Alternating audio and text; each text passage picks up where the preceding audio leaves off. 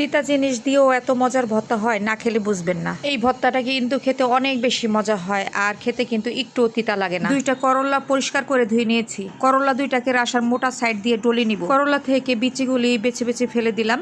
এরপর করলা চিপড়িয়ে আমি রসটা ফেলে দিলাম। যাদের ডায়াবেটিস আছে তারা চোখ বন্ধ করে খেয়ে নিতে পারেন। এখন বড় সাইজের 3টা চিংড়ি মাছ ভেজে নিচ্ছি। চিংড়ি মাছগুলো একটু ভাজা হয়ে গেলে করলা কুচানোগুলো দিয়ে দিলাম। চিংড়ি মাছের সাথে করলা কুচানোগুলো একটু ভেজে নিব।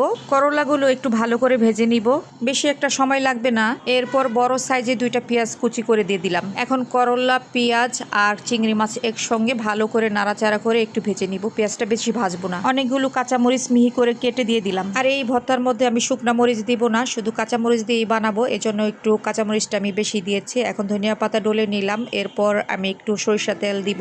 এখন চিংড়ি মাছগুলোকে ডলে নিচ্ছি। চিংড়ি মাছগুলোকে ডলে নেওয়ার পর আমি সব কিছু একসাথে ভালো করে সুন্দর করে মেখে নিব সরিষা তেলের সাথে আর ধনিয়া পাতার সাথে। ব্যাস হয়ে গেল আমার করলা ভর্তা। এই ভর্তাটা কিন্তু অনেক বেশি মজা হয়। যারা যারা এখনো খাননি অবশ্যই বাসায় ট্রাই করবেন। এখনকার মতো বিদায় নিচ্ছি। সবাই ভালো থাকবেন, সুস্থ থাকবেন। আমাকে লাইক, কমেন্টস, ফলো দিয়ে পাশে থাকবেন।